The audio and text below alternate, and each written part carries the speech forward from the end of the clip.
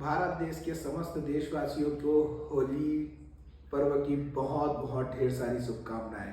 आइए जानते हैं हम आज भारत देश में कैसे होली पर्व से कैसे जोड़े देश की राजनीति को, खलबलियों को, क्या हो रहा है वर्तमान परिस्थिति में और क्या होनी चाहिए, ये सारी चीज़ों को हम जानते हैं। आप सभी को पता है महाराष्ट्र में पालघर में साधु संतों की निर्मम हत्या हुई। हत्या होने के कुछ ही समय के बाद सत्ताधीश उद्धव ठाकरे की सरकार गिर गई। ऐसे जानते हैं कि ये क्या कारण है, क्यों हो रहा है। आप सभी को पता है लालू यादव ने चारा घोटाला किया और चारा घोटाला के कारण आज वर्तमान परिस्थिति में जेल की सलाखों के पीछे हैं।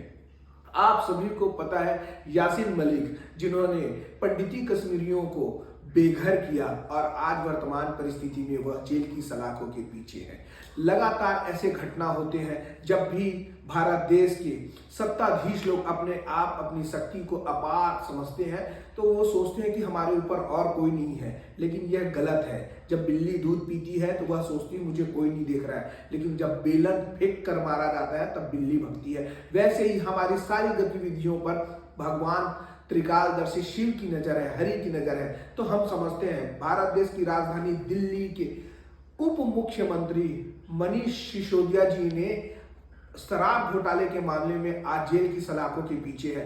जब जब लोगों के पास पावर आता है, अपनी पावर का गलत इस्तेमाल करते हैं, उसका बड़ा परिणाम उसको भुगतने के लिए मिलता है। तो हमें समझना है। वैसे ही होली पर्व से इसको हम कैसे जोड़ते हैं और क्यों ना जोड़े, ये सारी चीजों को जानते हैं। जब होलिका हिरण्यकश्यप की बहन होलिका को एक वरदान प्राप्त था जिसमें स्पष्ट कहा गया था कि अग्नि उसे कभी नहीं जला पाएगी, लेकिन ईश्वर के द्वारा दिए गए वरदान का उसने दुरुपयोग किया और गलत विचार से उसने अपने भक्त प्रहलाद को उसमें जलाने के लिए नियम बनाए और उसे लेकर जब गई तो भक्त श्री हरि के कृपा में इतने लीन थे, भक्ति में इतने लीन थे कि उसे अग्नि ने कुछ नहीं किया, लेकिन गलत विचार से भक्त प्रहलाद को मारने के उद्देश्य से किया गया, जिसके कारण होलिका जल गई।